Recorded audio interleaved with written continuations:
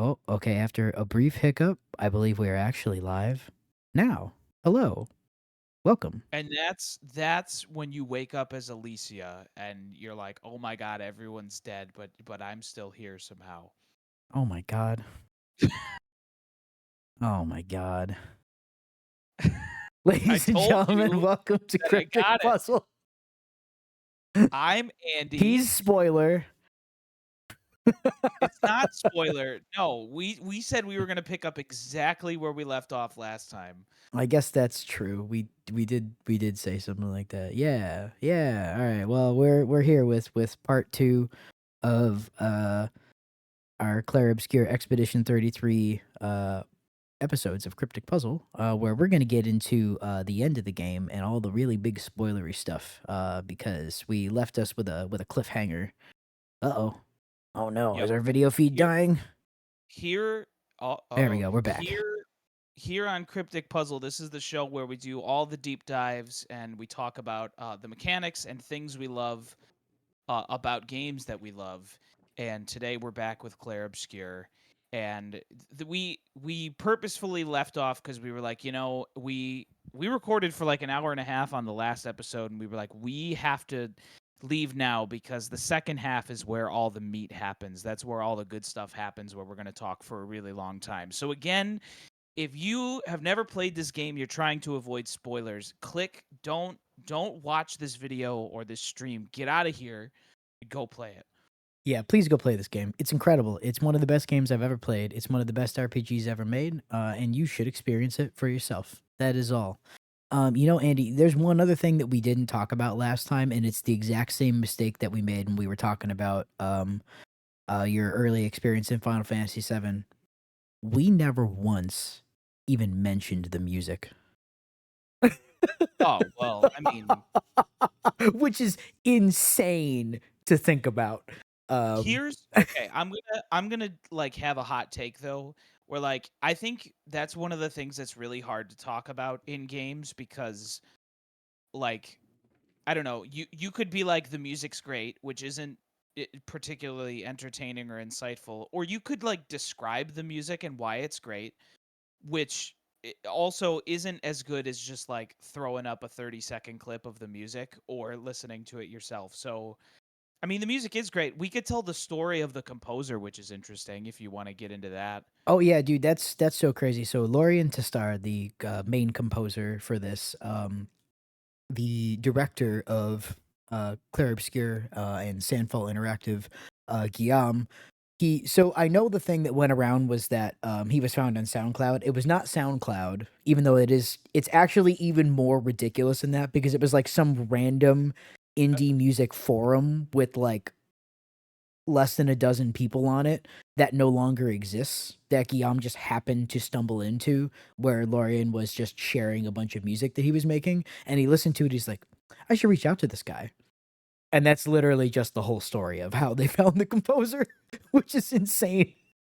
Yeah, which I particularly love because as someone who just like records music and uploads it to the internet for like a I mean, I don't want to say a small handful of people because there are times when I have like over 1,000 listeners in a month, which is cool. But like as someone who's sort of just anonymously like, hey, here's my music and I throw it up online, I like really love that story because I mean I'm not as talented as this guy, or maybe I would be if I was given this opportunity. I don't know, maybe I would rise to it, but it's just such a cool like thing for me to just be like, like because there's like thousands, millions of people that are just uploading great art and music to the internet. And it's so cool that like this game has such amazing music, and it was like written by some guy who was just found. I will say, here's this is like maybe a hot take. But like I think the music in this game is incredibly beautiful across the board. Um I think sometimes the music is like a huge bummer for me personally. And especially like in the early hours, I felt like it made the game feel like a little bit more depressing. Is that just me? I mean, I think that's on purpose, though. I don't even know that it's a hot take. I think that was the intent. It's a heavy Yeah. game. It really is. Yeah, We have I think they characters who walk into cutscenes and complain about how they are so surrounded by death every moment of their life right now, and they're really not cool with it. You know, like it's yeah. they're not all doing great. And Maybe it's just my personal taste. I feel like, especially, like, early game or, like, parts of the game where you're, like, exploring the world, it so has, like, the sorta, like, modern classical aesthetic that's, like, very minor, and it's all, like, acoustic guitar and, like, string instruments, which, again, I find beautiful, but for me, I find a little bit sorta, like, dry. I don't know. It's just my taste, I guess. It's, like, wonderfully written music. It's beautiful, oh and yeah, it's I very here's what I'll say about the music. In that I find it's very clear. We've talked about how there's a lot of really, really heavy Final Fantasy inspiration in here, and I think a huge amount of that also shows in music with heavy use of recurring themes and leitmotif and yada yada yada, all that stuff. Things that Nobuo Uematsu did for a long time. Things that Masayoshi Soken still does now with the more modern Final Fantasy stuff. And I am blanking on who composed Final Fantasy 13 and 15. Those that music is also great, even though I don't really care for those games.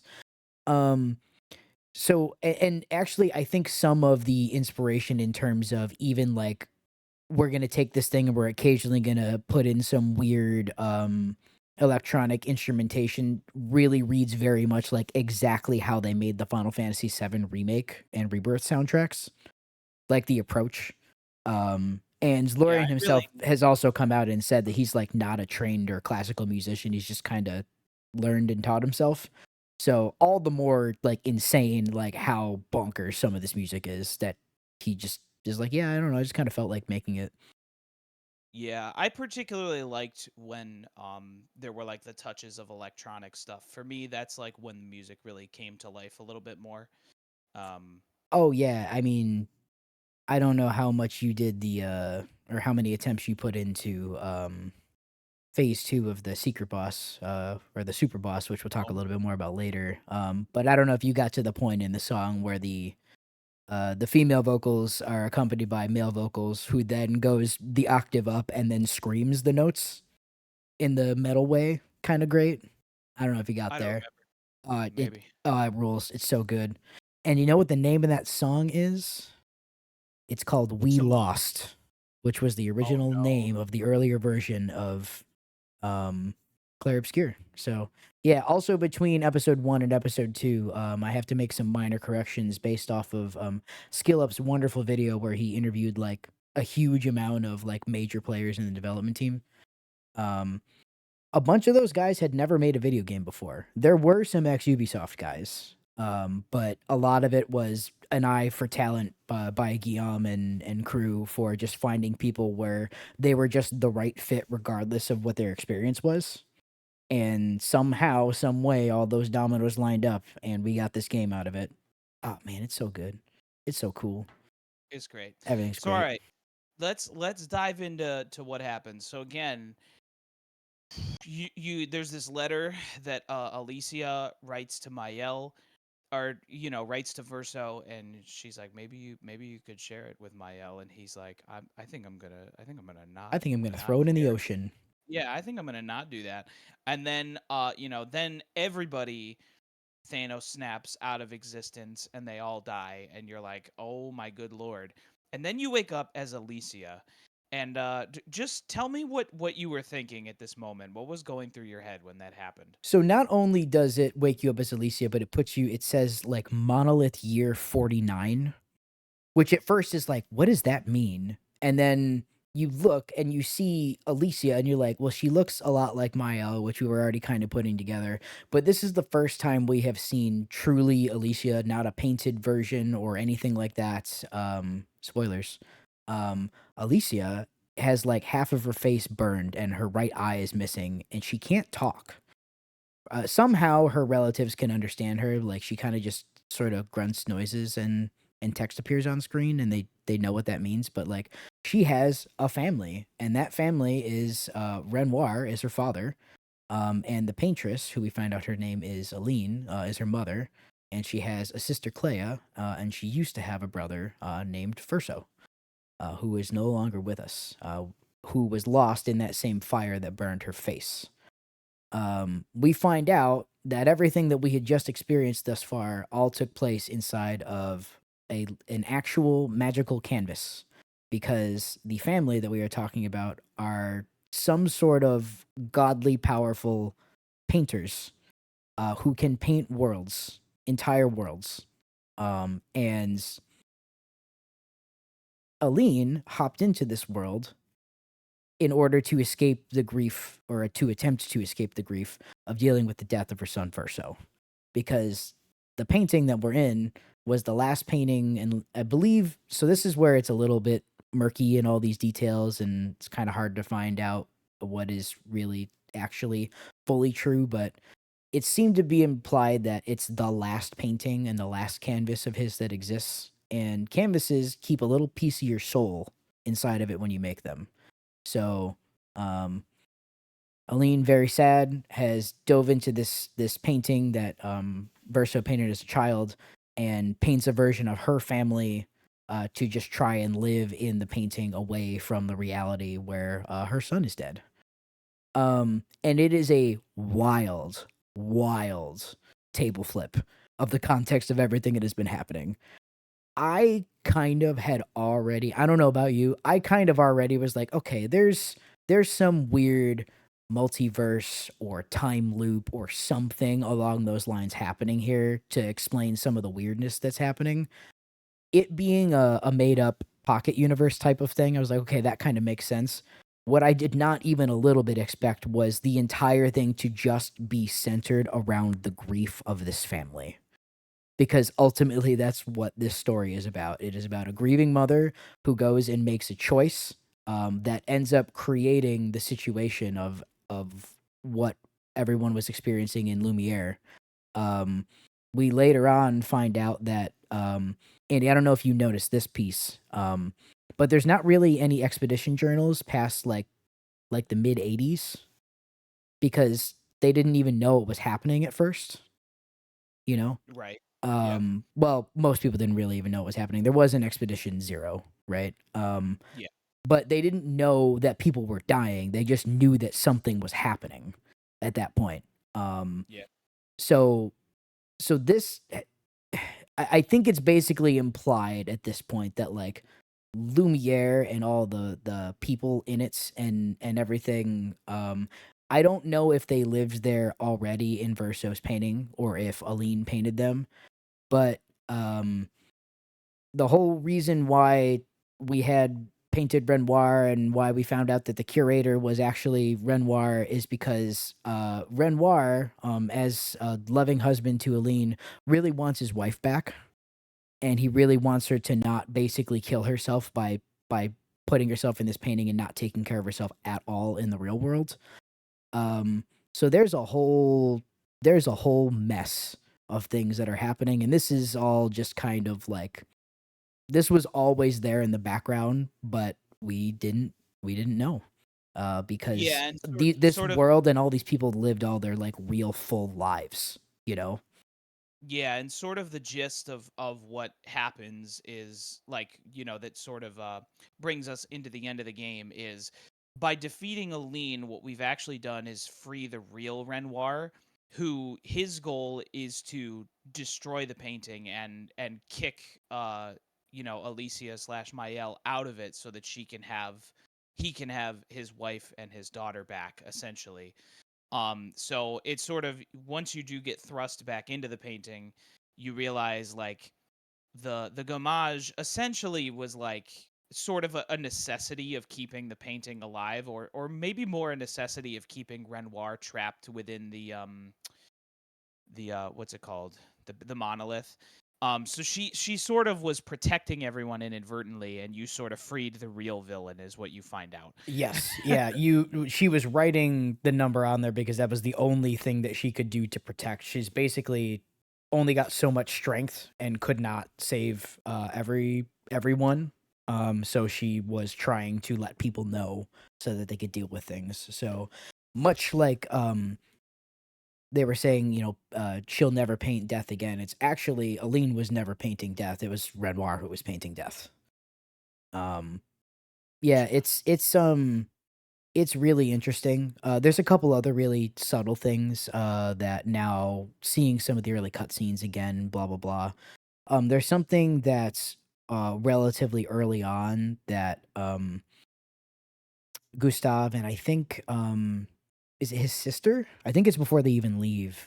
They're talking about like the nature of the gamage itself and how actually going through the gamage it is kind of a beautiful, peaceful, painless thing.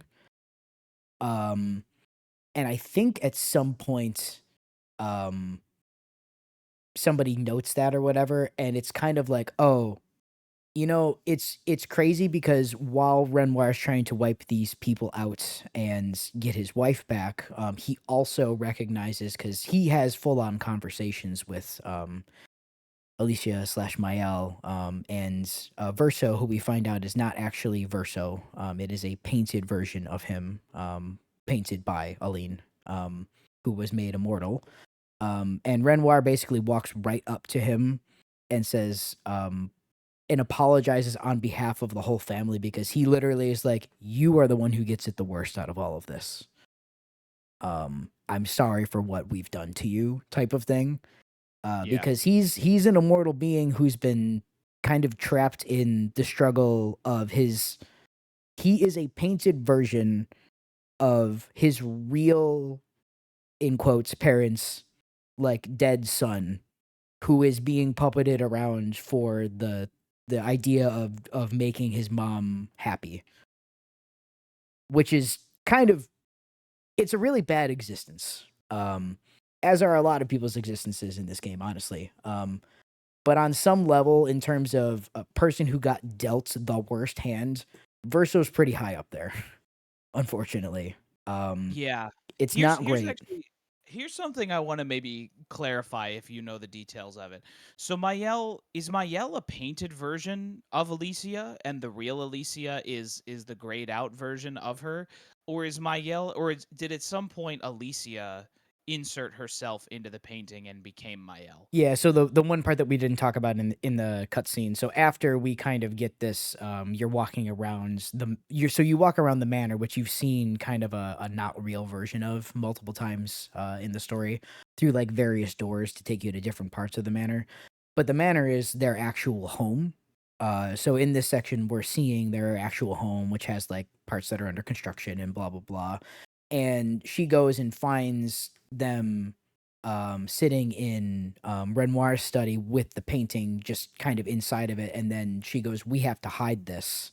And then they go hide it somewhere that is very like, it's just like a completely black room. So you have no idea what it actually is. And then Clea, her sister, basically is like, "Okay, so you're going to go in there and you're going to get him out now, right?" And she's like, "Yep, I'm going to go do that." And so as soon as she goes in, Clea says, "Hey, that's Aline's chroma." And chroma is like, whatever the nature of power inside canvases is. It's not really explained super well. I think Yeah. deliberately. But she's like, "Hey, you're gonna get overwritten," and so she does. Aline's chroma overwrites Alicia going into the canvas, who would have otherwise just kind of gone in as herself, and she is reborn as a baby, and the baby just gets named Mael. And she Yes. lives 16 years, which takes you from Monolith Year 49 to Expedition 33. Um, and then goes on this expedition. So Alicia and Mael are Alicia's in, I guess, outside of the painting, grew up to be some age, which we assume is roughly 16 because she looks very similar to what Mael does. I don't really know exactly how old she is. Yeah. But we know Mael is 16 in the painting. So she has all these times when she's thinking she's remembering a second life or is remembering all this weird stuff. She is quite literally remembering an entire other lifetime she has already lived, Yeah. which is also bananas. And so so so Alicia is then the gray Alicia is then her heart, sort of like the paintress's heart and Renoir's heart. Yeah. I don't know what the heart thing really is. Like to me, like on screen right now, we are looking at to me like that's not the paintress's heart. Like that's Aline. That's the paintress. Right, but the in world, like, they call it the The paintress's heart or heart and something like that. Renoir's heart. Yeah, Y because they don't yeah. really understand. That's sort of their word for it, but I think that was my interpretation anyway, is that the gray Alicia is sort of, or maybe she's No, really the she painted is just version. a Yes, painted version of that sounds Alicia. right. Yeah, in the Right. same way that the Renoir that we saw is a painted version of Renoir. So the first one that we see is the paintress making her husband, but and really, honestly, what I think is fantastically the only real difference between painted Renoir and actual Renoir are the specific family that he's defending. They are otherwise almost identical characters, and I find that fascinating because Aline paints like an idealized version of her family in some level. On some, it's like Clea doesn't like the way that she's painted in there. Um, she brings Verso back because Verso's dead. Renoir is just as protective and etc. as he would be in real life, except it's protecting her in the painting. But the one weird thing is she paints her daughter Alicia, who still has her face half burned off and her throat burned so she can't talk right. And that is never explained. Um, I think maybe it's less that she paints idealized versions of these people and more that they are sort of manifested in how she truly feels about them. well, yeah, And and they're projections of people her grief too, on Yeah, some level. but like, Renoir is her husband, and she probably knows him better than the rest of them. So probably like her the way she pictures him is like the way he actually is, because I mean, really, he doesn't mince words ever about how he feels about this whole situation. So it's probably like impossible for her to paint him any other way. Whereas like the burned version of Alicia that is accurate to real life also, at least in some sense, is like she clearly blames Alicia for Verso's death in this sort of messed up unmotherly way. um Yeah, and so I guess what we should also mention is there is maybe at least some amount of reason for that. Not to say that this is what Aline should be doing, but so we're given a couple of almost throwaway lines that are really, really actually super critical as to what actually for real happened. But they just never get into it deliberately because they're like, that's not the part of the story that we're telling, type of thing.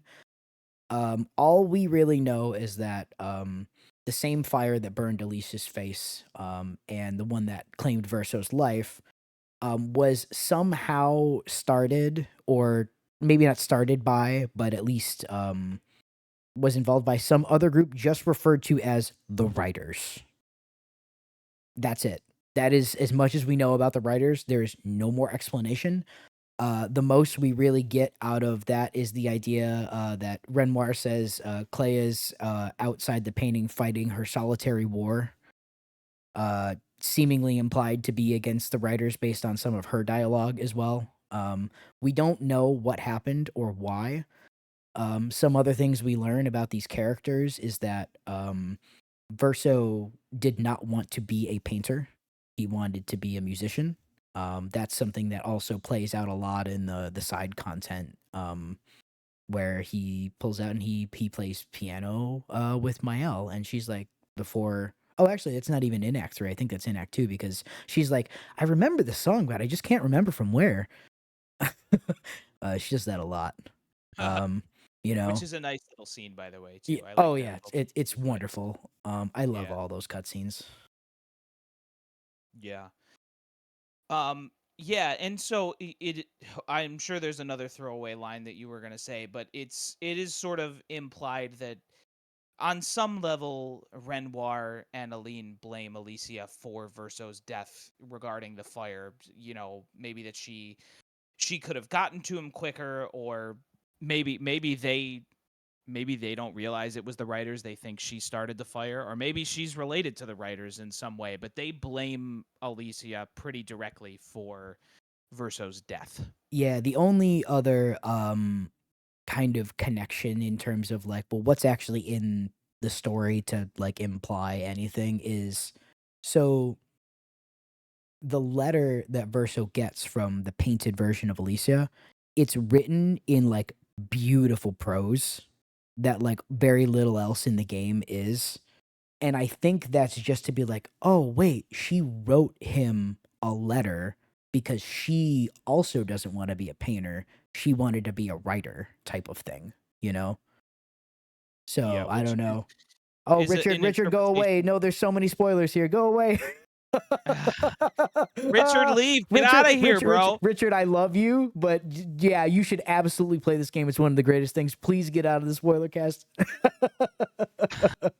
Go. That's hilarious. Um, yeah, so which would make sense that she wants to be a writer given that she like can't speak anymore.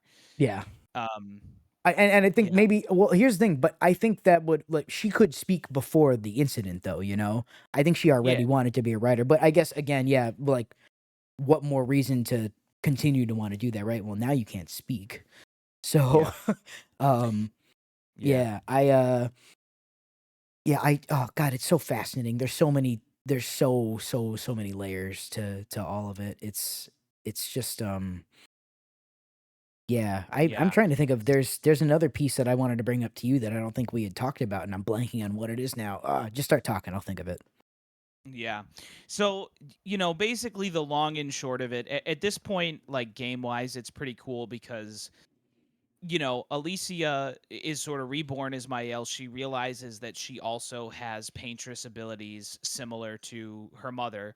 And so now your goal with Verso is to, bring all your friends back, which she does, unlock her true potential, and now go punch her actual dad in the face. But I really like this is sort of the point where the game opens up and you get the Chrono Trigger style side quests that tell you more about all of the characters, which is really, really lovely. And you're like, wow, now I can fly. So that's what happens to Eskia. He can fly now, and there's like so much that you can do and explore. Um, like so much, like there's like a ton of stuff to do. I don't even think I did all of it. And then you can go fight Renoir, which is great. But this sort of final bottleneck to the end was like, I don't know, it was my favorite piece of the game because I just like I love seeing everything come to fruition, and like I love when a game like expands in a way that meets and exceeds your expectations. Like, I don't know, it feels weird to compare it to something like Breath of the Wild, but like I don't know, any game where you start and you have like this small understanding of what the world is, and then by the end it sort of feels like the world is yours, and it's sort of grown, you sort of grow with the game, and your understanding expands with the game is like my favorite thing. Like, so this little dump into the end of the game, I was like, yo, I am 1,000,000% in. I am so psyched to see what happens next. Well, I think the thing that's really crazy to me is I remember before even starting the game, and I don't even know if you had started it yet. I remember posing the question of, I wonder if we're actually going to get an explanation for why the world is the way that it is. And I And was like, yes, you will. yeah, and not only did I get that, I got so much more than I bargained for on that front in terms of actual like planned world building. Like one of the interviews with Jen, the lead writer, she mentions that she had 4 generations of Gustav's family in terms of family tree and everything. Like that exists. That's written. Wow. So like there's there's a lot. Like when it's the idea that it feels like a really organic, fleshed out world, it's because it is. And the combination of that and the dialogue being actually really organic and like how people really talk and the writing all being very good. It's incredible how all of it coalesced into the thing that it is. You know what I mean? It's Yeah. I'm with you so much. Like, oh, the side content, I I love the big like, here we'll make the Final Fantasy VII comparison again here. Actually, this game has the exact same structure as Final Fantasy VII. You get a first part where at the end of it, something bad happens to a character in our party, The second part of it is you keep going on the main plot line, or at least what you think it is, and then you learn a massive, massive thing that changes everything about your understanding of the characters in the world around you.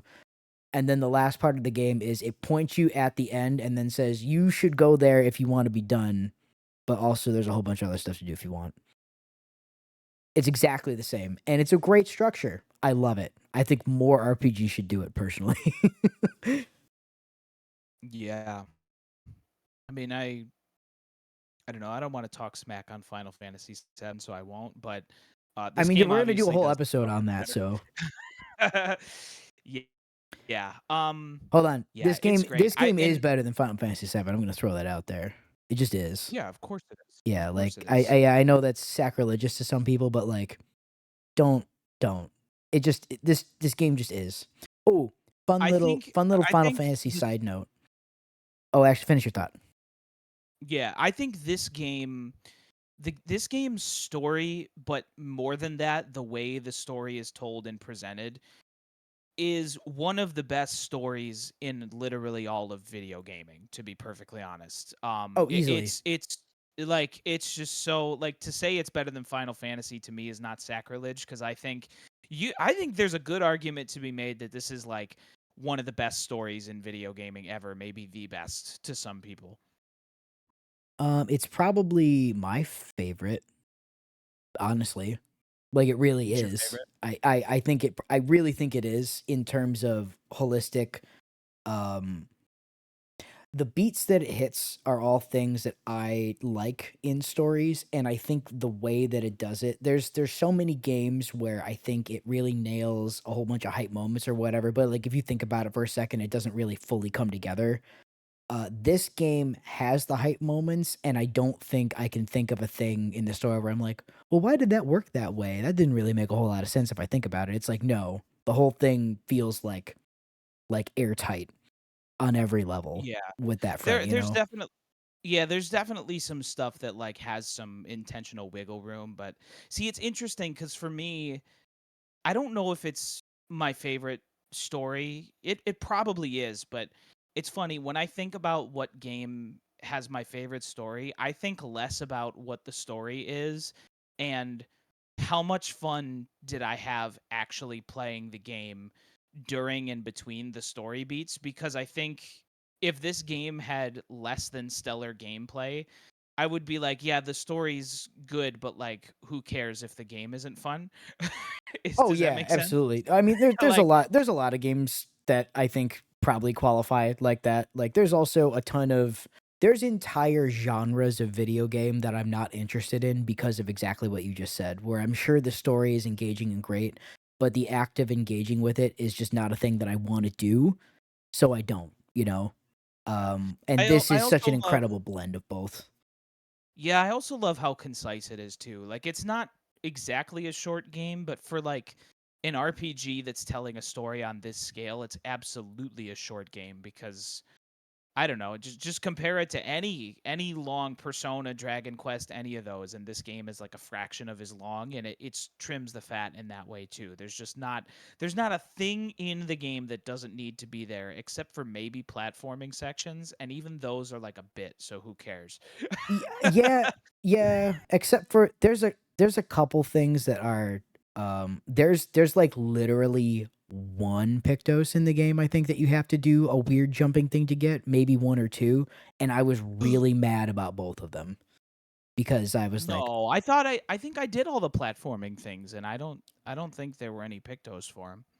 so not the ones at, like, the end of a, Gestro Beach or something like that, but, like, just ones that are inside of a level or what an Oh, area yeah, yeah, somewhere, yeah. It's, like, literally just a couple of them, and they're not to the extent of doing, like, one of those, Gesture Beach platforming challenges. Yeah, this game has really bad platforming challenges 'cause it has one of the worst jumps I've ever Okay, wait. used in a video But game.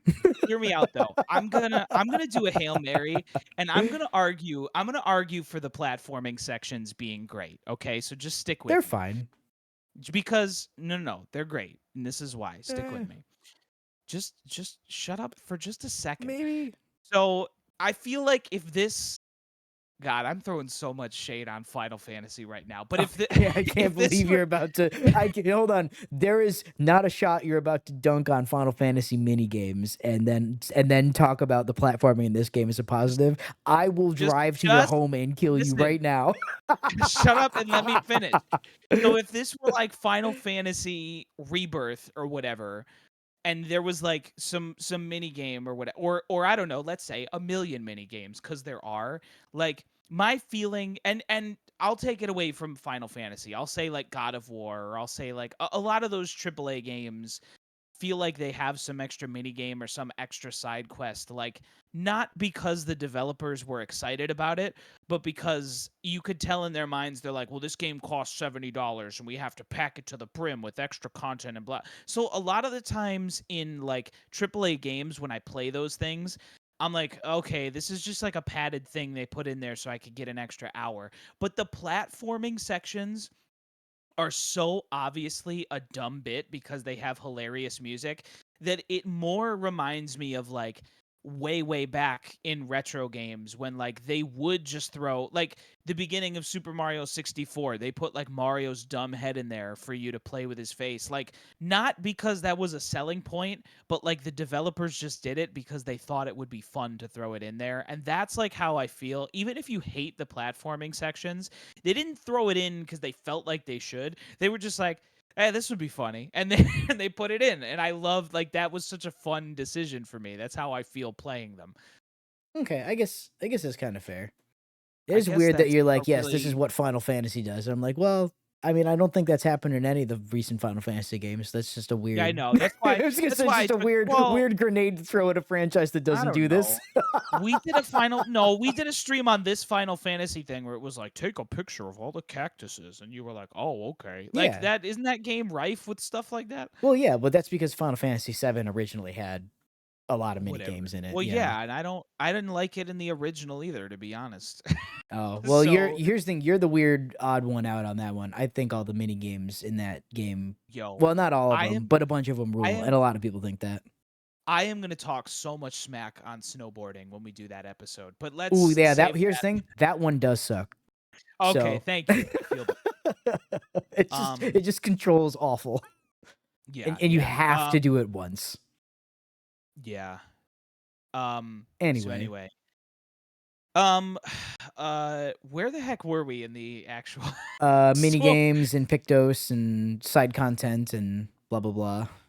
the game opening up? Yeah. Um, I really, I really like, if we're sort of heading towards the end here, I really like just like when I hit this point in the story where you're like, okay, everybody in this world is fictional except for Mayel, and we've been hanging out with them, and Renoir wants to destroy the painting. I feel like this is when my mind started to reel towards the end of the game about the many interpretations of this game, because I feel like immediately, if you're like a very shallow-minded person with not a great imagination, then you're probably just like, well, if everybody's not real, then just burn the painting, destroy them all. But like then you start to reflect on like, well, but I like spending time with these characters. These characters are interesting and real to me, and they inherently have value, which to me is sort of like the most obvious first interpretation of the game.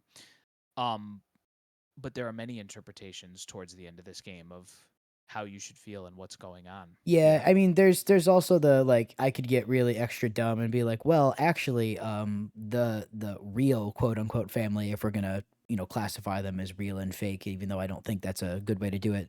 That real family in the video game, that totally also isn't real, and I would treat exactly the same way as they would in theory, treat the fakies inside the painting.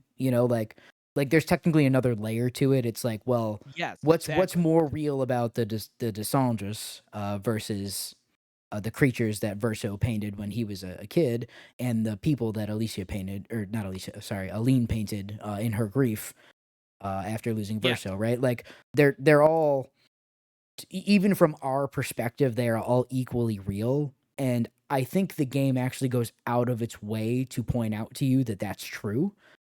in a lot of different cases, from a lot of different people, in fact. I don't think there's anything in the game that ever implies that anyone in the painting is any less real than a person in actual France or Paris or wherever the heck these people are with their fake Eiffel Tower they live nearby. Um, Yeah, you that's at know? least that's my feeling, and, like, I think the whole to be honest with you, the whole conceit of the game, I think, is set up to make you feel that way because, like, the fact that you lose a character in your party who dies and you feel very deeply horrible about it, and all the characters feel deeply horrible about it so early, and it's revealed to you that all these people are quote unquote fake so much later. I think the game is making an obvious case to say that, like, while these people are quote unquote fake, they're just as real as the people outside of the painting. Absolutely. Yeah, I super, super, super agree. And not only that, Renoir literally talks about the fact that those people are real. He brings up a time in the past where he goes, "Hey, I got stuck in a painting once before because I was too intoxicated by the allure of a world that I created, and Aline pulled me out. She had to teach me how not to do that. I understand what you guys are feeling. I know the gravity of what this is." Renoir is not dismissive of the idea that him erasing the painting would kill all those people.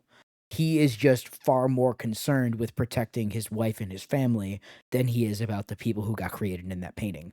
That's it. Which He there's a literally he lot. literally is like, "I know exactly what I'm doing here, but I've made my choice because this is how I feel."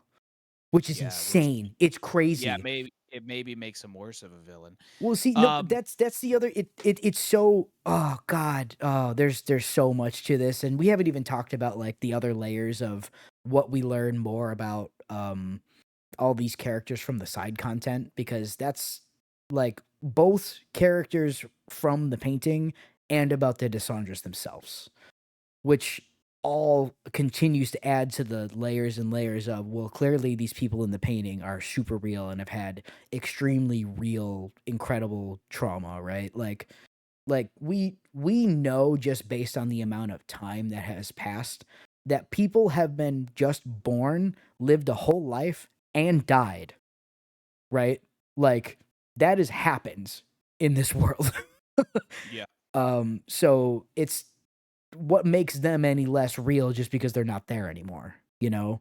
They lived and experienced that. What's the difference? How is that different than you or I right now, you know? So, Yeah. oh Yeah, god. and there's also this great interpretation too about, like, what is real in art, in artistic creations, and, like, our feelings about them, like, quite literally. And there's a great quote they say throughout the game, which is that, like, all art is what? It's a reflection as well as a mirror or something. Do you know what I'm talking about? Yeah, I can't remember what the exact quote is. The other part that I think is also very interesting, is so, on screen now, this is the moment where Alicia goes back into, or she goes into the painting and then gets kind of reborn as Mael, but her sister Clea is here. And Clea is also an extremely, extremely, extremely talented painter. They say that, so there's the concept of the beings in the painting being able to be painted over. And she straight up says, "Hey, there's only two people who are good enough at this to even do that, and that's my sister and my mother." Because Aline is the real talent in the family. Aline is the one who taught Renoir how to paint. And Renoir also knows that she's better than him. So another wrinkle to the entire concept of the Gamage and Aline stopping Renoir from killing everyone all at once is because we find out that Clea was actually the one who painted the Nevrons, and Nevrons eat chroma. The purpose of the Nevrons was to eat chroma so that it didn't go back to Aline, so that she just kept getting weaker and weaker over time, which is why she can save fewer and fewer people every year. So So okay, wait. part of So this is I Clea's fault as well because she's like, I really need my parents to stop fighting in this painting. I don't know if yeah. you realize that. I don't think we've actually talked about that piece before. I didn't. I also you're gonna have to say it again in a second because the cutscene we just saw was actually pretty illuminating. Where what they actually just showed is that Aline purposefully painted over um Alicia as soon as she entered the painting, probably to stop her from stopping her mother. See, that's the thing there is I don't know if that's on purpose or if it's a, "Hey, just wasn't good enough of a paintress herself to basically stop from being painted over by Aline automatically." Like Clea made it sound like, "Oh, you really screwed this one up. I guess I'll see you in a little bit," I you don't know. know? She said it was Aline's chroma, or maybe Clea tricked her. I mean, that's another part, we don't really know. Yeah. One thing Say that I again do the thing know you said about Clea. oh, so she painted the Nevrons, like, all the enemies in the world, and the reason why they Right. don't have faces is because she doesn't view painting as an art form, she views it as a tool. So Yes. none of those things have faces because those Nevrons, their purpose is to eat chroma, and their purpose is to eat chroma so that that chroma doesn't go back to Aline, so that she can Yes. weaken her mother until eventually her dad can win and pull her out because she just really, really, really wants her parents to stop fighting because she thinks it's Yeah. ridiculous that they're doing it. Um, Yeah. yeah, Yep. she's very kind of dismissive, the rebellious child on some level kind of thing. She's very maybe rebellious isn't the right word, but she's definitely the golden child, extremely talented, has very strong opinions on everything type of thing. Um, so she's like, no, I'm gonna go do something because otherwise they're just gonna sit in there and fight forever." Um, so she put something to break the stalemate because otherwise it would have just been a stalemate. Yeah. Mael is such a good character, bro. Oh, she really is. And it's because she's actually two people and she struggles with that. And like the fact she is two people and struggles with it is also an innate part of her character.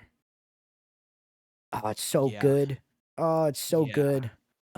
Let's see, what's some other side stuff we can talk about with the characters that's really good. Oh, here's well, let's talk about so Lune, one of our party members, I mentioned last time that she's kind of been fighting for survival because she's been like, the smart one, big planner, huge research type person because that's who her parents were and they were like, we have to figure out a way to stop the Gamage. We have to figure out how to save everybody. And her parents went on an expedition and obviously did not come back like everyone else. But we actually find out that they made it to one of the axons, and Verso knows which expedition it was and where they went to. So that's a whole side quest where she kind of finds the last remnants of what her parents left behind, has a big emotional moment. That's really wonderful. I am unbelievably partial to CL's side story. Like, Um, it which is, piece? um, when we finally get the whole story and she talks to Eskia about Yes, everything. that piece is so Like is so don't moving. yeah, her first conversations with everything, about everything with Verso are also excellent, but the Eskia conversation is one of my favorite, like, just little not even v I don't even remember if that's voice acted, that scene or not. Ye It's one of the little Yeah. relationship oh, maybe it's not even the relationship. Anyways, either way, so I don't think we really talked about Seal's character at all last time. The very first time we bump into Eskia, he talks about oh, it's my friend who's a bad swimmer, and she kind of looks at him funny. She's like, "What is he talking about?" Um, but then someone makes a joke about swimming. She's like, "Yeah, no, I really, really don't like water, so yeah, I'm not a good swimmer." And then kind of moves on. Um, we find out later that she used to be married. And she knew when her husband was going to Gamage, and they had kind of accepted that, but he died in an accident like years prior to that point, and it devastated her. Um, she was pregnant at the time and decided to swim into the ocean with no intention of coming back. Um, she goes out there, kind of just swims until she doesn't really remember anything anymore and just woke up on the beach.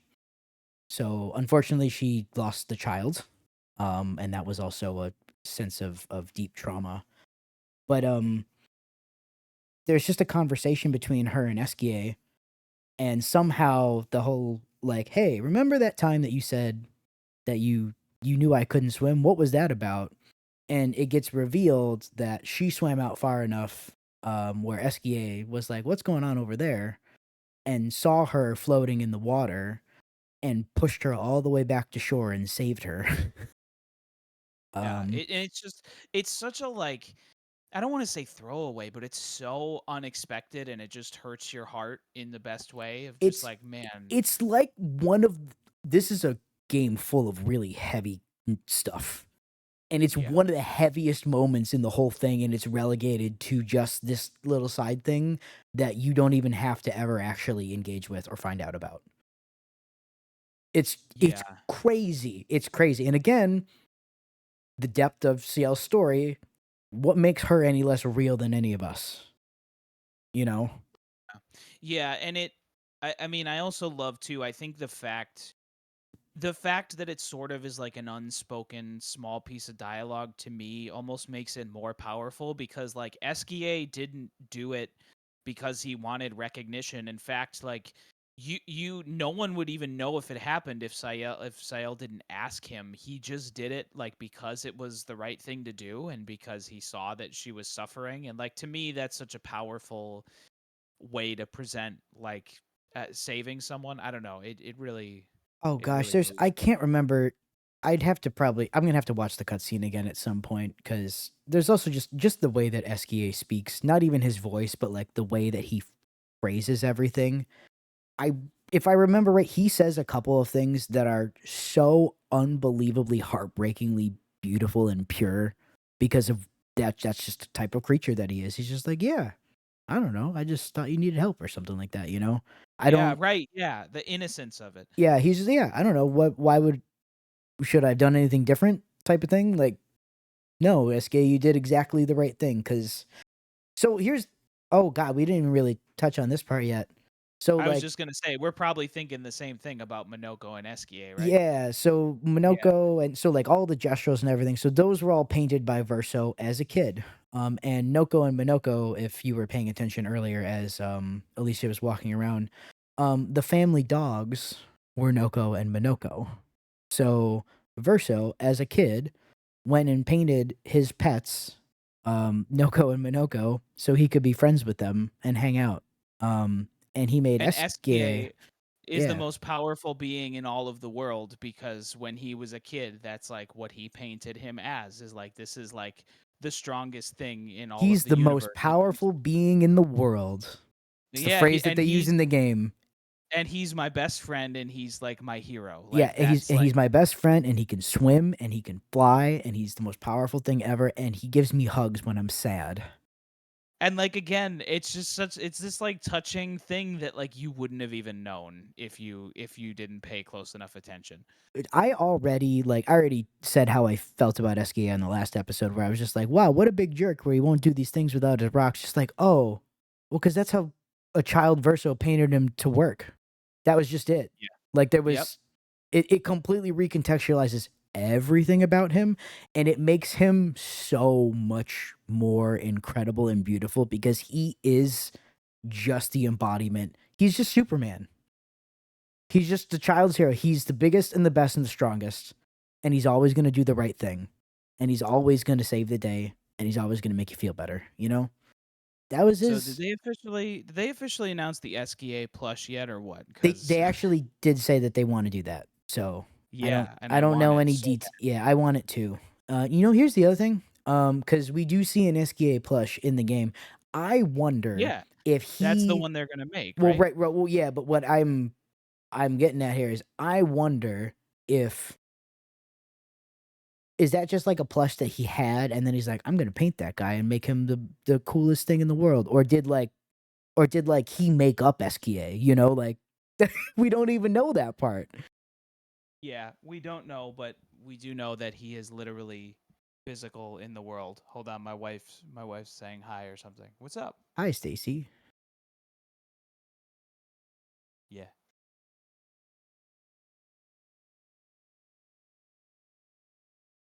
cool. Okay, bye. Oh, I see he's coming to save the day on screen right now, actually. Probably no longer than that. Yeah. Okay. All right, bruh. And this is the I part want. where after they talk to Renoir, Renoir's like, "So I still have to destroy the painting. I just need you to know that." He's like, it's the only way we're getting your mother out of here. It's just I'm not doing this anymore. Um, yeah. So yeah. So who'd you choose at the end? Ooh, we didn't even talk about this. And If so look, here's the if thing, I people didn't are choose with the intention of like I really think I feel super strongly about this one way or the other. I went, I'm gonna look at any endings that happen in this game regardless. So I'm just picking whichever one. And my first one was Mael. So okay, but if you had to choose, if I want you to rewind to that moment, if you, because I actually stopped, I felt so like shocked and terrified at that moment of having to choose. I just took a picture of my television screen. I was just like, I can't believe this is a moment in the video game. And yeah, I man. literally sat there for like 3 minutes and didn't click an option. Yeah, so we should talk about a little bit of the lead up to there because it is important. There's some specific pieces that are critical to balance with the why here. So you go to Lumiere, where Renoir is, and you fight him, and you beat him up. Partway through, he gets healed because he's got the axons there, and he's very powerful. And so Aline comes back into the painting and is like, "You really gotta like stop this husbando." And everybody fights, and you beat him down.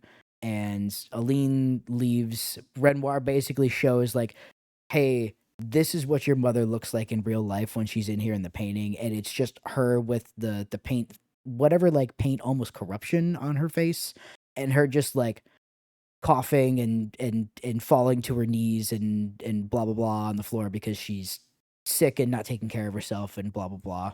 And then just like, if you stay here, that's what's going to happen to you because I know you're not going to leave. And that's why he's so adamant about beating up Mael in the painting still and kicking her out and then and killing everyone because he's like, hey, we just did all this song and dance to get your mother out of here. I'm not letting you just sit here now because that's the exact same thing. So that's basically what the fight is about. You win, you kick Renoir out.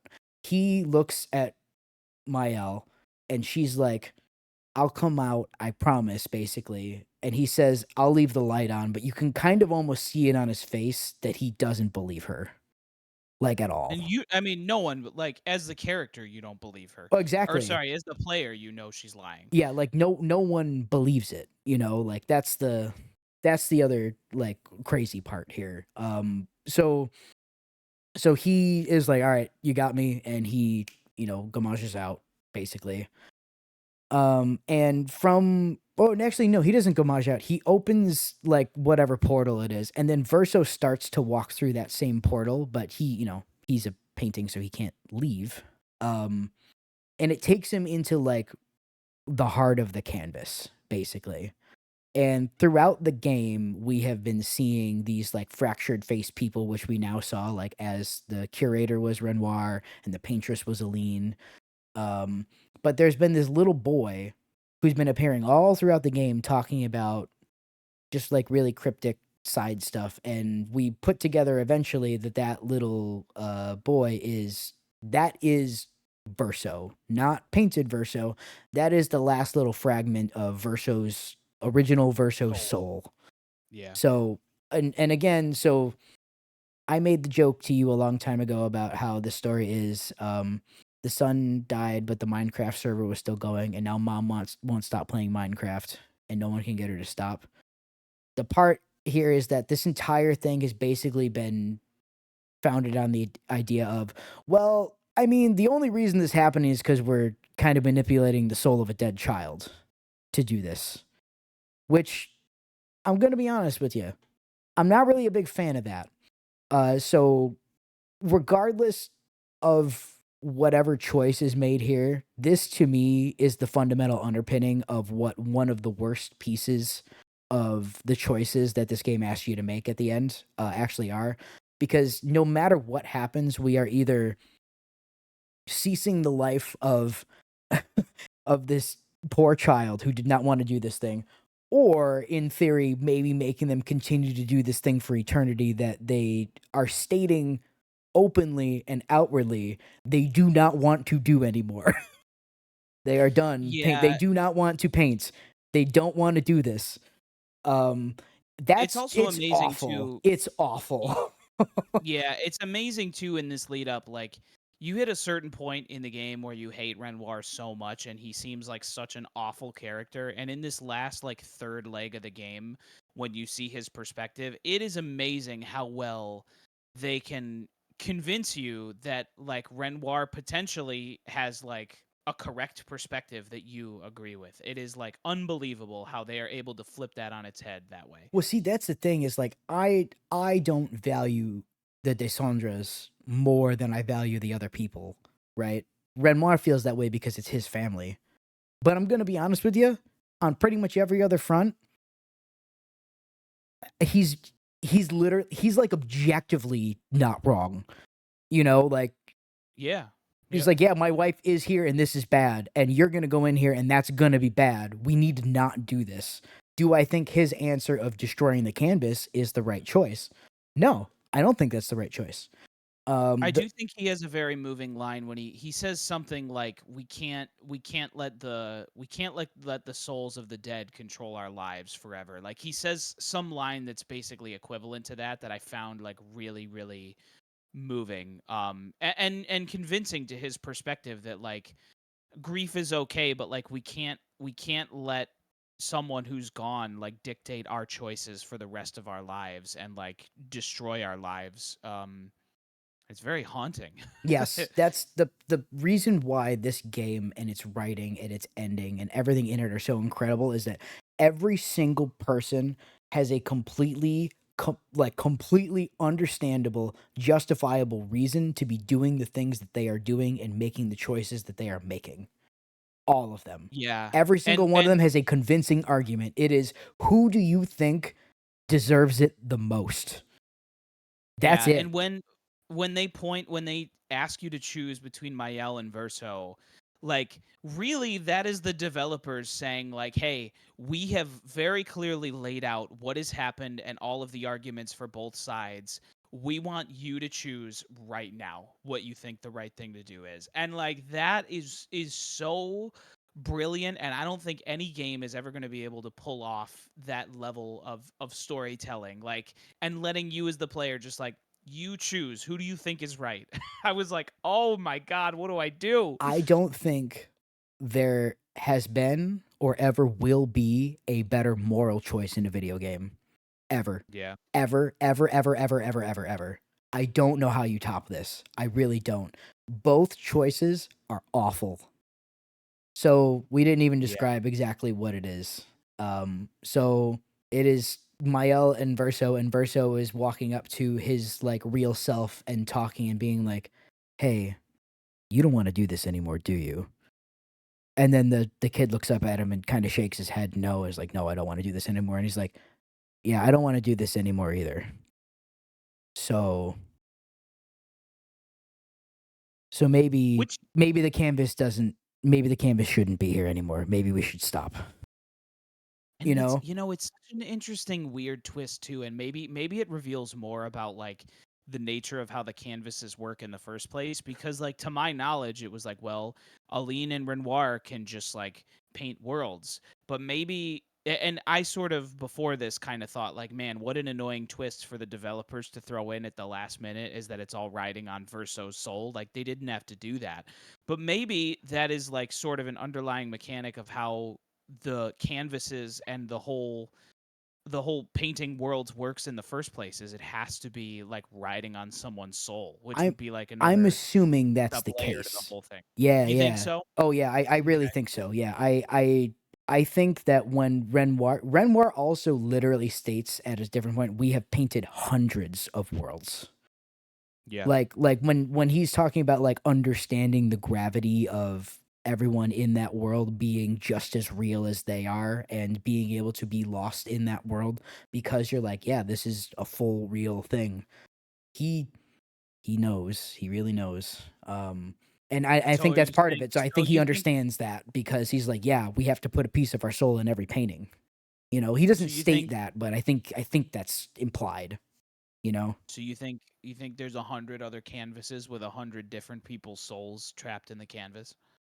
I think there's 100 other canvases that all have some part of Renoir's soul that he painted, Okay, and Aline interesting. has 100 other canvases of her own that all have a little piece of her soul. I think the reason this canvas is so significant is because Verso didn't like to paint, so this is the only one.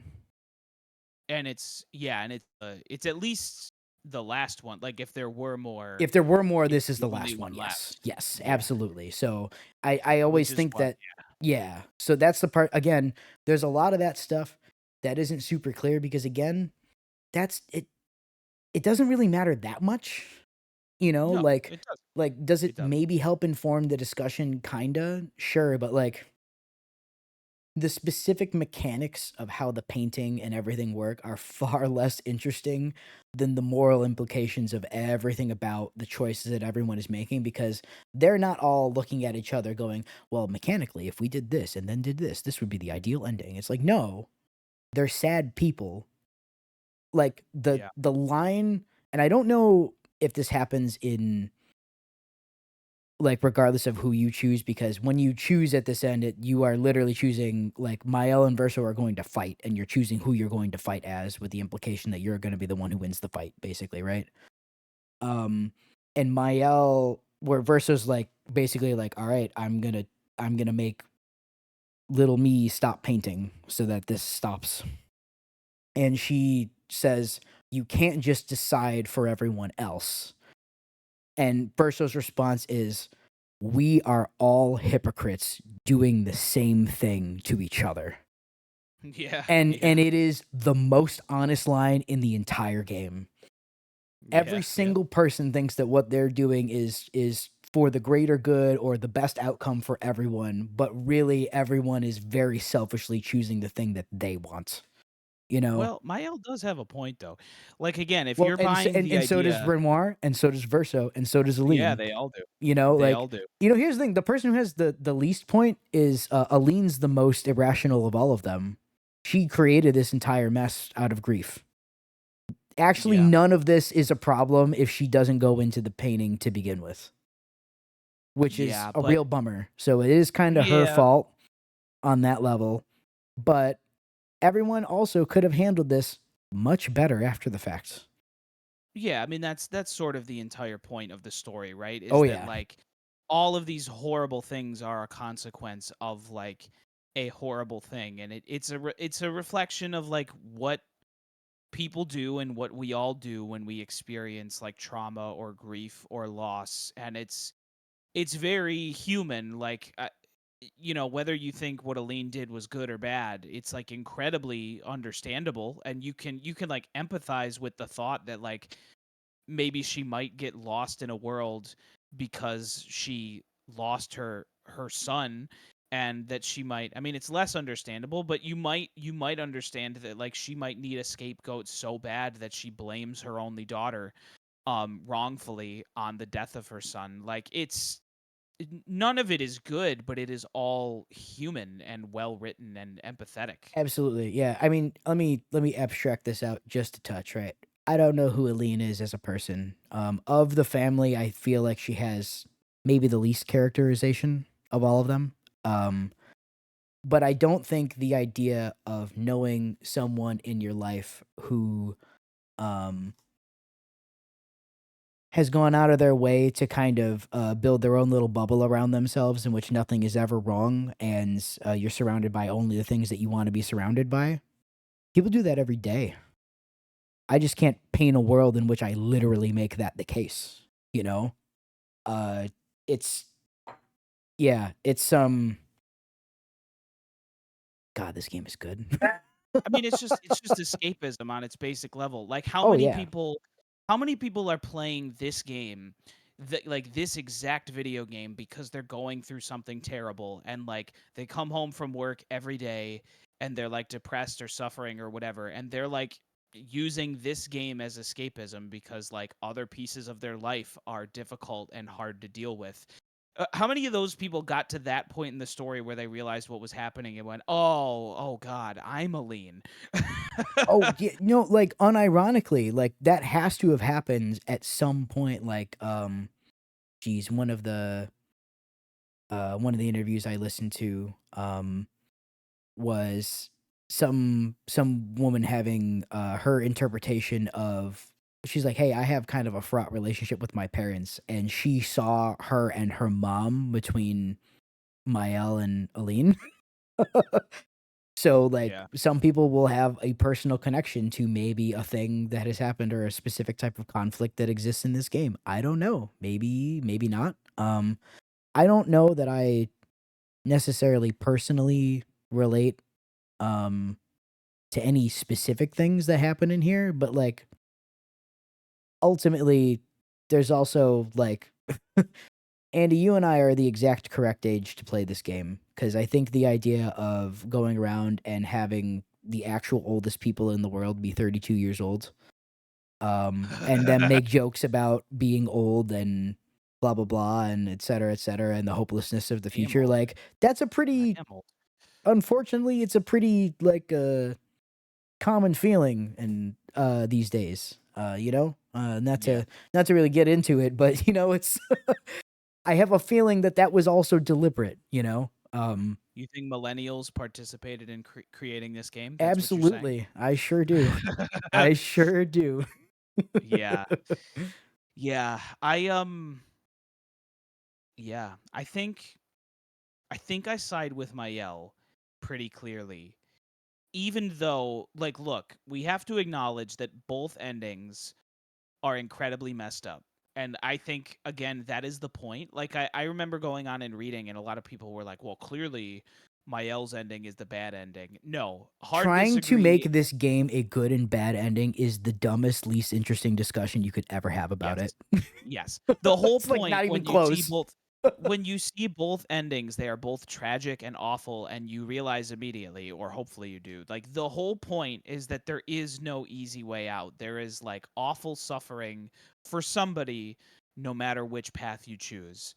Um, I think I'm very sympathetic to the fact that, like, clearly Mael's entire family, if they don't hate her, it certainly seems like they do, and they certainly cause her direct suffering.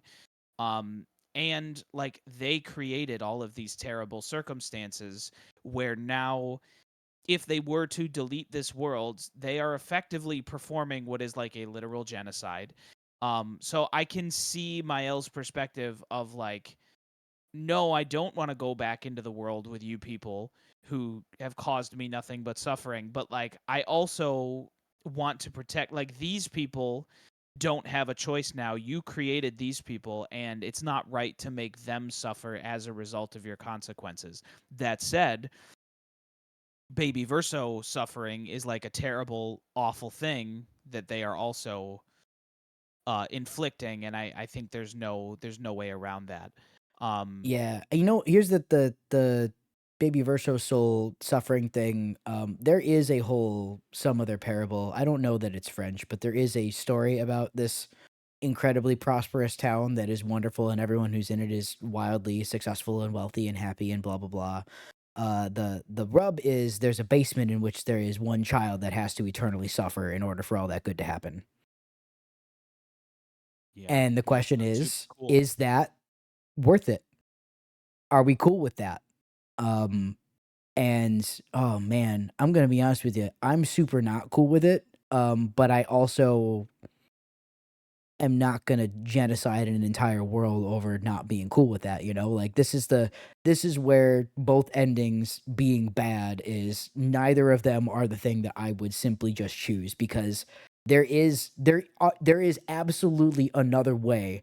The problem is the the family involved in this world is not willing to do it any differently than one of these two ways. Yeah, right. That's the tragedy of this game. Yeah. It's so bad. Alright, I Yeah. guess let's lay out what actually happens in said endings then, Is it because not clear? I mean, we haven't really talked about it, and actually showing what does happen, I think is important to also, like, exemplify, like, the framing of it, you know? Yeah. Basically, in Mael's ending, like, she stays in the world, and it sort of flash forwards to I don't know, at some point in the future, Well and, well, like, hold on, Gustav's you jumped ahead. well, There's probably literally the best scene in the entire game. no. Oh. It's too hard to watch. You think it's the best scene I in the think it's the entire best game? scene in the entire game because of how Oh, incredibly well acted and hard to watch it is. Because uh, Mael wins the fight against Verso, and Verso grabs her hand and goes, "Hey, you are the only one who can do this. Unpaint me." And she's like, "No, no, no, no, I'm not gonna do that." He goes, "No, no, no. You are the only one who can do this. Unpaint me." And she goes, "No, I'm gonna do this." And he goes, "I don't want this life." And he will not stop repeating it until he's repeating it through tears as she's just letting him suffer through this like partial gomage that he's going through. But he's just gonna come back because he's immortal and she won't let him die. And then we that flash to was the opera crazy. house. So then we flash to the opera house. Gustav is back. Everybody is there. Everyone seems to be having a great time. Uh, well, sort of anyway. Verso is on stage and he's there to play piano for everyone, and he goes and sits at the piano bench like any classical pianist would, like in the very classic style, and he lifts his hand over the keys as if he's about to start playing, and like his hand is shaking and something is not right. He looks like deeply unsettled. And it cuts to like what is like the most terrifying jump scare of the whole game to It's the Mael's only face. jump scare. Yeah, right. And it's so jarring and terrifying to and it cuts to Mael's face and you see that her face has been painted over because she's been in the painting too long, just like Aline and Renoir were earlier in the game. Um and that's pretty much it. So like basically what they've communicated to you is like Verso is still there, but like does not want to be, obviously. Like he's being controlled by Mael, or I mean obviously that's the implication, is that everyone is sort of being puppeted by Mael. Yeah, um that's the part that, like, because at first it does seem happy, and there's another piece to, like, I don't know that they're necessarily being puppeted, right? But there's there's the they've scene. gone on for too long, clearly, or something. Yeah, there's that, and also, the scene, after Painted Renoir, kills Noko, and they take him back, and he's got the, like, the little gestural jar, and they're talking about, "Well, gestures come back, right?" And he's like, "Well, yeah, but when he comes back, he's not gonna be the same. Like, he'll be Noko, but he's not the same Noko that you knew." And I think Yeah. the game really, like, really, really wanted to point that out. It's just like, okay, so if we bring Gustav back, is it the same Gustav? Or is it just Humael wants Gustav to be the exact same way that Aline painted the people? It's ambiguous. We don't really know. I Yeah, but don't it is think sort it's of good. It sounds like it's exactly what Aline was doing, but you yeah, know? it's certainly the idea basically is that she is living out a life the same way that Aline is, you know, like she's sort of living a fantasy that can't really ever be, and sort of continuing this thing that maybe should be over. Um is sort of the idea. Yeah, you know, honestly, the real this is the main sticking point to me on why I'm like, don't get me wrong, I don't want to erase the painting because I love all these characters and the people and they all deserve to live, you know. But the Yeah. other flip side of it with exactly the way that Mael's ending goes is I think what happens is Alicia dies and then Renoir goes, "Okay, I'm going to nuke this painting now because this ain't happening again." Like Wait, like you're saying I think if you extend the timeline out, right? At some point she just dies, right? Because she's not coming out. Oh, I don't know. I don't think Renoir would kill his daughter in that way. Well, no, I don't think he would do that. I think she would die and then effectively no longer be in the painting. And he goes, okay, my daughter's not in there anymore. Gone. Oh, I see what you You know mean. what I Yeah. mean? So to me, like, I think on a long enough timeline, they all still die anyway. You Well, know, like, sure, but I mean, or maybe it's like the thought is that like maybe they should have died, and Aline, or not Aline, but Alicia keeping them there in perpetuity is like some sort of purgatory. Like they have gone on for too long. Like I'm going to it is throw out also there is absolutely some implication about how bad immortality is. And that is also yeah. very much one of the biggest Dark Souls influences. They're like, hey, guys, immortality's actually the worst, and you don't Yeah, want that's it. yeah, that's what I mean. Like clearly there's something unnatural about everyone continuing to live in this artificial way um for too long, like in perpetuity. Um So one other so little detail about the ending that I don't think we talked about, I think it's while Mael is sitting over Verso, she says something like, "If you could grow old, would it make you smile?" or something like that. Um, and if you notice, so Verso throughout the whole game has had, because he's immortal, he's like, "Well, I can heal everything," but he's got a scar over his eye. And he's like, "I deliberately don't heal this because Renoir gave it to me, and I don't want to forget." And Renoir had a scar on his other eye that he very similarly kept, just because some sort of symbolism and family and blah blah blah. In that cutscene, he has white hair and is old because she let him get older. She's removed his scar. So like in terms of like I don't know if everyone's being puppeted, but I can tell you she's definitely puppeting this painted version of her dead brother in some awful way. It's really bad. It's really, really bad. Um, maybe he's cool with it. Uh uh, he he seems pretty not cool with it, I don't you know. know? It's hard to say because I don't even think I think even in the previous timeline, like Aline wasn't able to puppet Verso, and he was there forever. I don't know. I don't know. Well, she It's a good didn't because interpretation. she didn't want to do that to her son. Yeah, You know what I mean?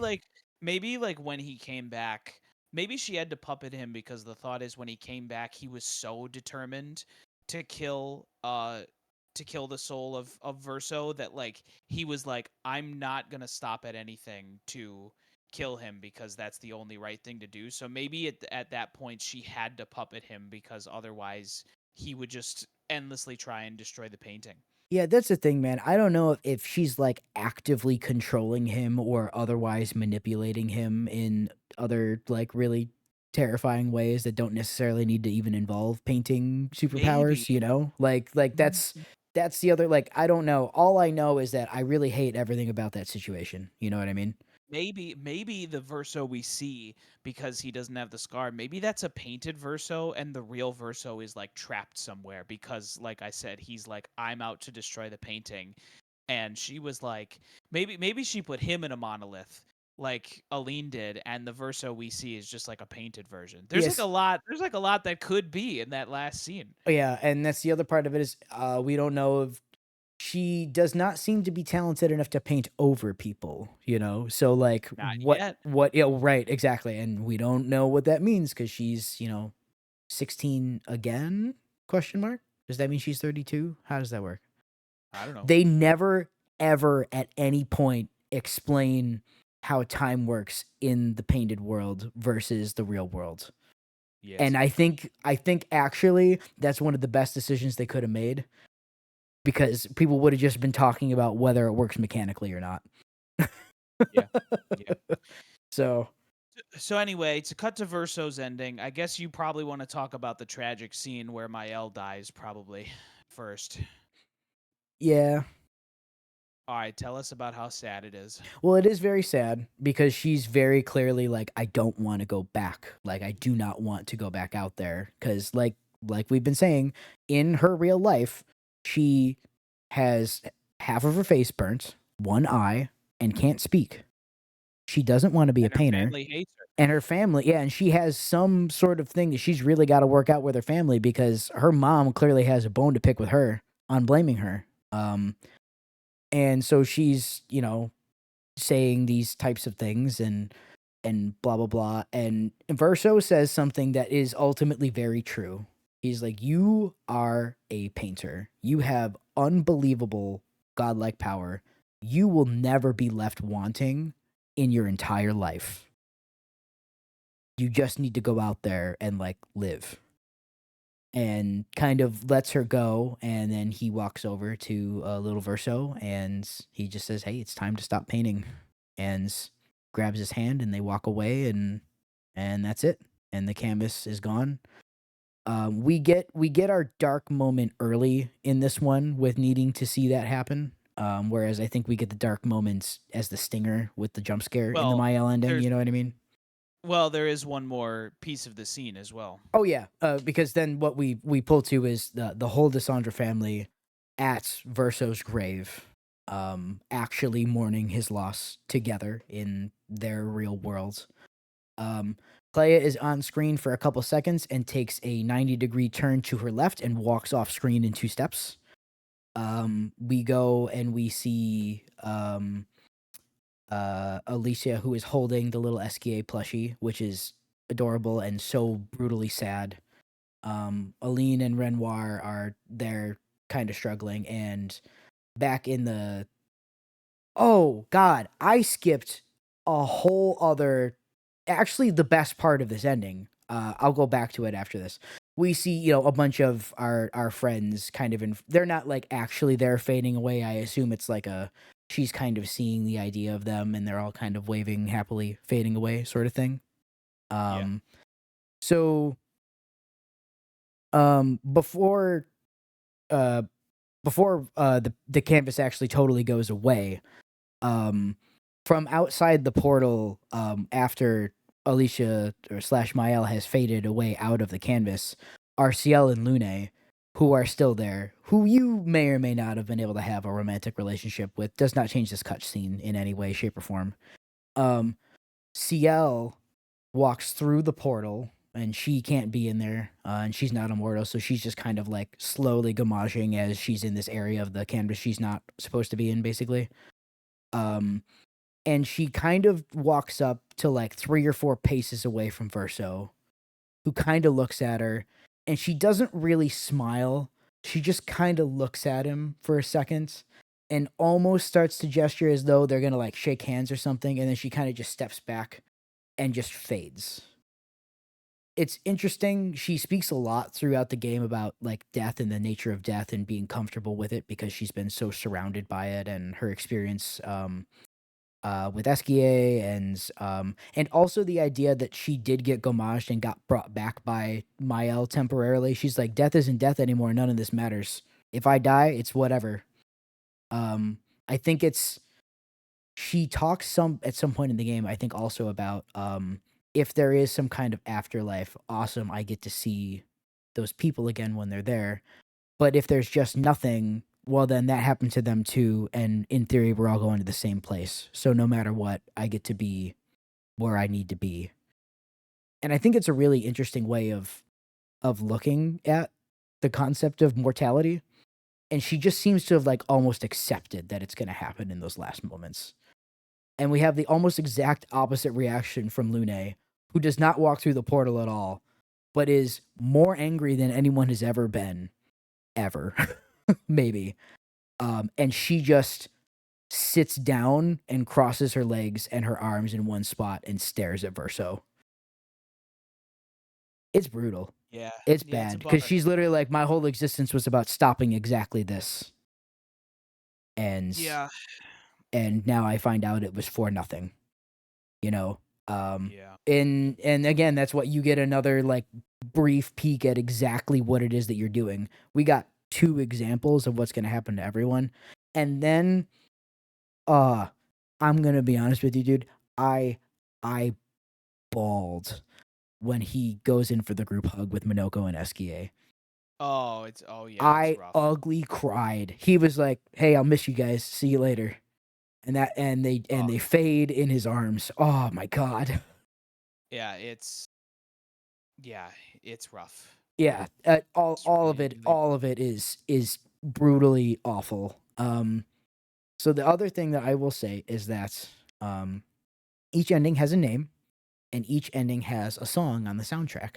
The song on the soundtrack is the French title, but the ending where you choose Mael is called "A Life to Paint," and the ending where you choose Verso is called "A Life to Love." What I find most interesting, kind of sort of alluded to it a little bit earlier, is that there's absolutely other ways that all this could have been handled. It was not a binary choice, but those two folks who were in the situation decided that that was the only way that it could go down, right? But there is a third ending track with a similar naming scheme and similar length, called A Life to Dream. And the reason why it's thought of that this might have been like a third ending type of thing, not in like, oh, they were going to do a third ending, but then they cut it type of thing because they didn't have time. Like we didn't think it made sense to put this in the game in that way type of thing, is because A Life to Dream is what's one of the phrases written on the letter that Painted Alicia gives to Verso that he throws away. The letter where she's saying, hey, you guys should really, like get your crap together and like talk to each other and figure this out because like it doesn't have to be this way. And Yeah, I think that's amazing. I think it's amazing that the game fully acknowledges on every level that nope, it sure didn't have to be this way, but here it is. yeah, What an incredible game. What yeah, an absolutely amazing masterwork of a video game. yeah, We didn't yeah. even talk about What a Simon. We didn't even talk about oh, Simon. Simone. Oh, Simone. He's too hard, bro. I mean, maybe he's not that hard if I actually did all the completionist stuff like you did, but I was like, Simon is only hard if you try to fight him for real. yeah, you If just you like if cheat you him. if you try and do it in any other way, you probably just aren't gonna fight him for real, and you're just gonna beat him because you're so strong and so ridiculous. Yeah, If you yeah, just want which to like, I'm gonna hit him and parry his attacks, like okay, good luck. yeah. Honestly, I just liked finding him. Like the fact that I found him and I sort of uncovered the lore of like, oh, he's been here this whole time and he's from Expedition Zero. Like to me, that was sort of the big find that I needed. I didn't really need the actual satisfaction of winning the insane fight personally. I did because it gives you a cool weapon, and that cool weapon is Sandfall being like, "Hey, we also really like Dark Souls because this whole boss fight it takes place in the Abyss, and this boss looks just like Artorias of Oh the yeah. Abyss, and his weapon it's not Artorias' sword or another big sword, but it is the weapon that FromSoft puts in every one of their games, including Armored Core, the freaking Moonlight Greatsword, one of my favorite fictional weapons of all time. So Yeah, as soon as I saw him, I remember thinking to myself, Tommy's going to lose his mind when he sees this guy because like there's so much in this game that is influenced by Dark Souls, but him specifically so clearly feels like a shout out to Dark Souls Simon design. could be a Dark Souls character, and his Literally. Phase Yep. 2 cutscene is just a Dark Souls or Elden Ring boss cutscene where Yep. a lady with power and lore significance speaks while the crazy powerful dude has his amazing like glow up power up cutscene, and then it caps it off with the outlining of the eclipse in the background to also point out the Dark Souls, Dark Sign slash Berserk eclipse reference because oh god. For those of you who don't know this about me, Berserk is the best thing in the world. That is all. Yeah, you do. You have said this before. It's it's the only reason this game exists the way that it does is because of Berserk, Andy. I just want to throw out there that's how those dominoes That's fall. So fine. I don't that's care. how it works. You're like that guy that's like, "Oh, you have to like the Beatles or whatever cuz Opeth." Nah, Yeah, gonna be that guy. no, That's Berserk. exactly what you're doing. Yeah, but here's the thing. But Berserk is actually good. It's not just oh, it Whatever. was the old one. There's a lot of, "Oh, it was just the old one, but I don't care anymore." It was, "Oh, Are it's you the one that's saying the been Beatles around, but aren't it's good? also the best thing ever." So Are you go read saying Berserk. aren't good? What? Are you saying the Beatles aren't No, good? you're saying the Beatles aren't good. No, because 'cause you're the one who said, "No, I'm not being that guy. Because Berserk is actually good." That's what you came Yeah, back but to the you're table with. implying that the Beatles are bad by I'm this not argument. implying the Beatles are bad. You are, No, because otherwise these are the same thing, and there's no contrast to be made. no, I'm just saying what I'm saying is The Beatles are fine. you don't have to be a fan of the old thing just because it was the thing that inspired the new thing. Yeah, well, you should be. Berserk's not done. That's because Miura died, unfortunately. Here we go. So, Clair Obscur Clair is Obscur, a game that is deeply human, incredibly well written. I just like I like told Berserk. Tommy, every day for like a whole week after I finished this game, I woke up thinking about the ending and how I felt about it and how Mael's perspective was and how Renoir's perspective was, and I just enjoyed like tossing it over and over in my brain and thinking about how moving it is and how it's like a reflection of grief and us and what we do as people, and also it's so incredibly fun and I can't believe I got to play it. I I'm know. s- Yeah, I'm so astonished this game exists. It's so good. I'm hearing an interesting sentiment right now, and I think it's mostly out of haters and naysayers who just don't want this game to be as good as it is. Um, that like, hey, what if you replay this game again in a year? Are we still going to be talking about like a game of the generation, game of the decade type of stuff? And I really truly do. I have replayed very few yeah. RPGs in my life. I was ready to jump into New Game Plus almost immediately had I not Yeah, had a same. whole bunch of side content left to do, and I almost did it before we recorded this podcast. So Yeah. like I Yeah. I am gonna let it sit for a while, and it's gonna make that New Game Plus playthrough in the future so much sweeter. I think. I think Yeah, I it's gonna agree. be awesome to come back. I think this is one of the few games that like New Game Plus is going to be so much better because the full context of the story, you're going to see a bunch of stuff that you didn't realize was there the whole time.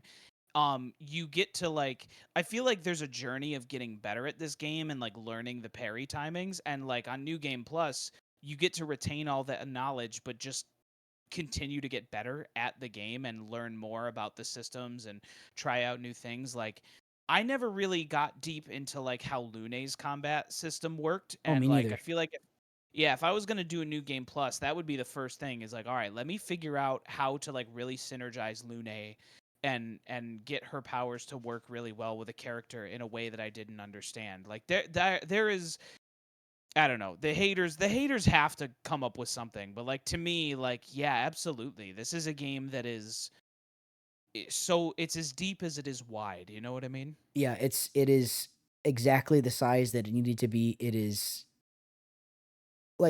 like people think depth and complexity are the same thing. I don't think that's true at all. I think you can have simple things that are deep because you do a lot with the simple things. I think to me Yeah. that's kind of the ethos of like I've said it before. That's to me the ethos of Souls things is basically a simple thing and then just well, what if we just took that to like the logical endpoint? That to me is like everything that this game is. They're like, well, what if we just did this thing that was good? And I'm like, yeah.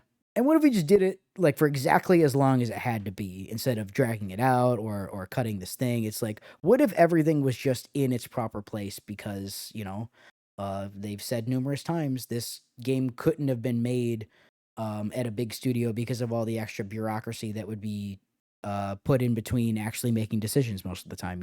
So I there's it is a miracle this game exists. I'm so happy it does. I did not buy the collector's edition for this game because I didn't know it was going to be the greatest thing that ever existed before it came out. But I did put a pre-order on all those extra collector's edition thingies that they're selling now. So I'm gonna have my own little monolith that has a music box in it. Yeah. Whenever That's that amazing. actually happens, yeah. So That's amazing. um, Yeah, it's yeah, man. There's I mean, this is like all it's hilarious that we're like finally recording this because this is like all we've talked about for the last month is It Claire. So we really were like, has been. we It's we have to record and finally talk about it because it's all we've talked about is how much we love this game. yeah, yeah, and like Yeah. you being like, "Oh, I didn't even really use Luna's combat system." I was like, "Yeah, you know what?" And I barely used Minoko, but I did make sure to go get all of his moves before the end of the game. So now I'm like, "Oh, is my new game plus gonna be like a much fresher experience than I expected because I'm just gonna do like a brand new set of combat systems basically?" Oh god, Yeah, man, I didn't even think about it that way, Andy. Thank you. Now I kind you're of want to welcome. now I kind of want to just no. No, I have too many other video games to play. There's so many video games.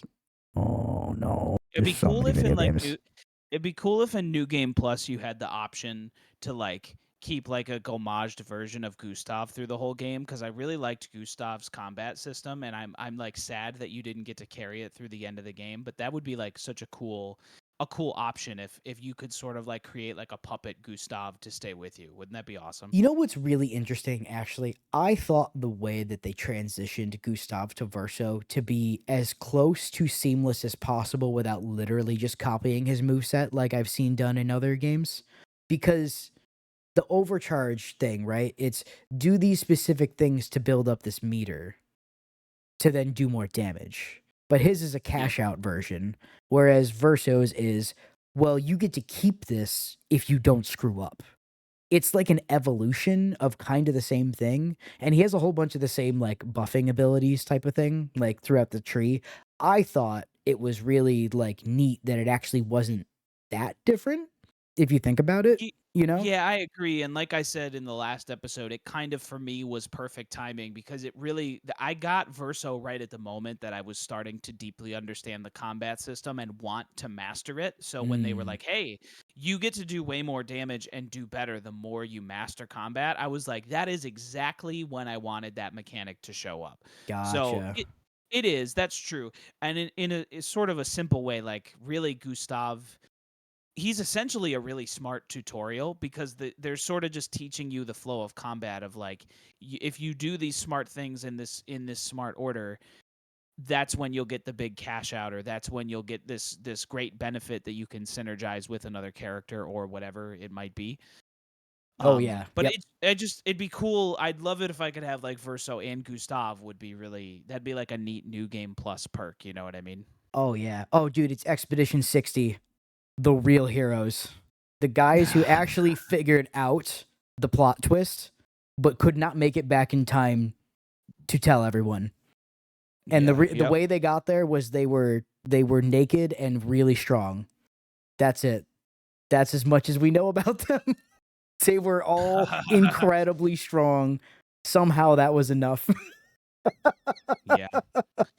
That's crazy. Yeah, the Look, phrase man. "even with my mighty muscles, I don't know if I can outswim the Gamage." That's one of the hardest things that anyone could have ever say in this universe. Yeah. All right, man. Well, I think we should maybe wrap it up because as much as I love this game and I could just talk for 4 more hours about everything I love about it, I feel like we've really mined the depths.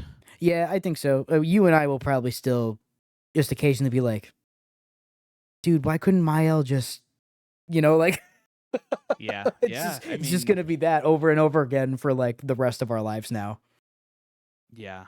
It's it's great. Whoever you are out there, if you've listened to this, I'm sure you love this game as much as we do. Like, go recommend it to someone or anyone, or get a cool like 33 tattoo on your shoulder. Just like I just want this game will Andy, be like a touchstone do you for want me to get your forever. other arm covered with all the same line work that Luna has on her arm? Because I thought about it.